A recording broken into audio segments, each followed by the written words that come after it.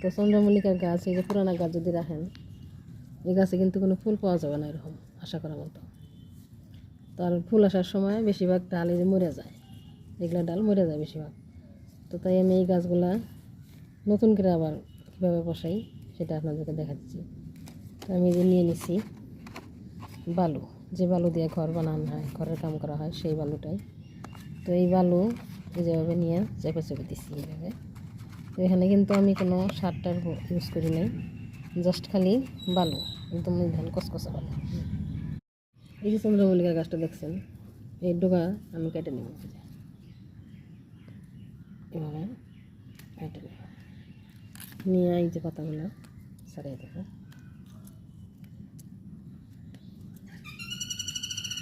দিয়ে এভাবে বসিয়ে দেবো, দেখবেন একদম 1 সপ্তাহ 7 বা 8 দিনের মধ্যে সুন্দর শিকড় হবে গাছগুলো। তো এর আগেও আমি কয়েকটা বসাইছি, তো আপনাদের সঙ্গে শেয়ার করবেন ইনশাআল্লাহ। আজকেই কীরকম শিকড় হয়েছে দেখাবো। সব কয়টা ডোগাই আমি এইভাবে কেটে নেব, কেটে নিয়ে এই গাছটা ফেলাই দেবো, গাছের আর কোনো দরকার হবে না।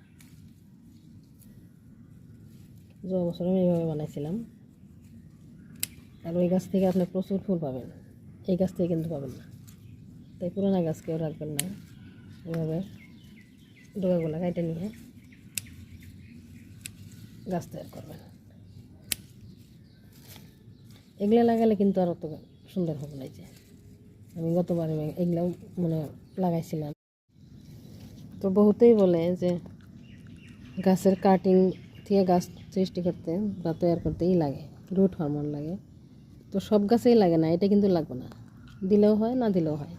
তো ট্রাই করে দেখবেন, আমি ট্রাই করে দেখছি গতবার, কোন রুট হরমোন ছাড়াই আমার খুব সুন্দর গাছ হয়েছিল। তো এটা ফার্স্ট প্রোডাক্ট আপনাদেরকে আমি দিলাম, আপনারা দেখবেন নেক্সট ভিডিওতে ইনশাল্লাহ দেখাবো, আপনারা আমার ভিডিওগুলো দেখে থাকবেন। তো এই যেভাবে দিয়ে চেপে চেপে দেবেন এইভাবে। তো নেক্সট ভিডিওতে এই যে চন্দ্রমল্লিকার কাটিং ডোকাগুলো লাগাইছিলাম, এই ডোকাগুলো আমি এক জায়গায় ঘুরবার যেয়ে নিয়ে আসছিলাম।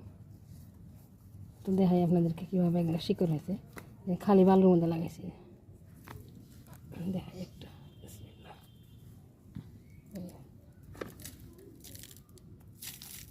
এভাবে বালুটা ফালাই দিয়ে